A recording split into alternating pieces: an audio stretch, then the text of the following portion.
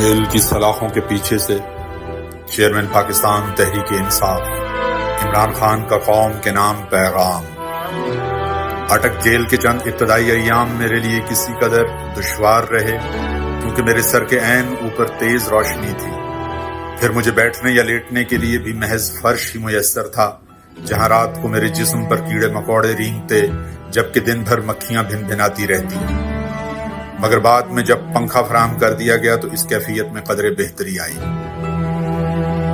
قید میں اب تک گزرنے والے 9 ہفتوں کے اپنے شخصیت پر اثرات کا احوال آپ کے سامنے رکھوں تو رب العزت کے بے پایاں شکر کے ساتھ میں خود کو روحانی، ذہنی اور جسمانی طور پر اس دن سے کہیں بڑھ کر صحت مند اور توانا پاتا ہوں جس روز مجھے قید میں ڈالا گیا۔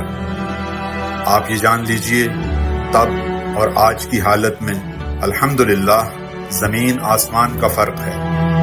میری نگاہ میں اس قید کی شکل میں میرے رب نے مجھے کلام اللہ کی گہرائیوں میں اترتے ہوئے قرب الہی کی راہیں دریافت کرنے، اپنے مطالعے کو وسعت دینے اور ماضی کے گہرے تجزیے کی روشنی میں حال و مستقبل کی پیش بینی کا نادر موقع عطا کیا ہے۔ لہٰذا میں ہر لحاظ سے خود کو جیل میں آسودہ کر چکا ہوں، چنانچہ مجھے اس سے رتی بھر فرق نہیں پڑتا کہ مجھے یہیں رکھیں یا ملک بھر میں کسی اور قید خانے میں منتقل کر دیں۔ جیل میں کوئی شے مجھے واقعتاً پریشان کرتی ہے تو وہ جیلوں میں ڈالے گئے اپنے بے گناہ کارکنان کی سلامتی، ان کے اہل خانہ کی مشکلات اور بہبود کا احساس ہے جو ہمیشہ میرے دامنگیر رہتا ہے۔ جیل میں ملاقات کے لیے آنے والے وکلاء ہی میرے لیے احوال سے آگاہی کا واحد وسیلہ ہیں۔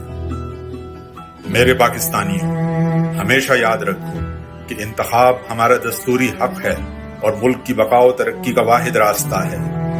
میں اپنے اس آئینی حق سے کسی صورت دستبردار ہوں گا، نہ ہی اس پر کوئی سمجھوتا کروں گا۔ دوسرا اہم پیغام جو میں آپ کو دینا چاہتا ہوں وہ یہ ہے کہ پاکستان میرا ملک، یہ دھرتی میرا اوڑھنا بچھونا ہے۔ میں کسی طور اپنا وطن نہیں چھوڑوں گا۔ خوف و ترغیبات کی آندھیاں چلا کر ملک چھوڑنے کا سوال اٹھانے والے بتائیں کہ میں اپنا وطن کیوں چھوڑوں۔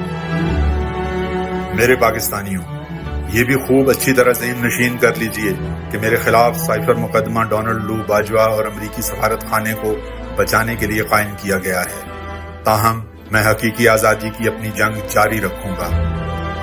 آپ نے بھی میری اور پاکستان کی لڑائی لڑتے رہنا ہے۔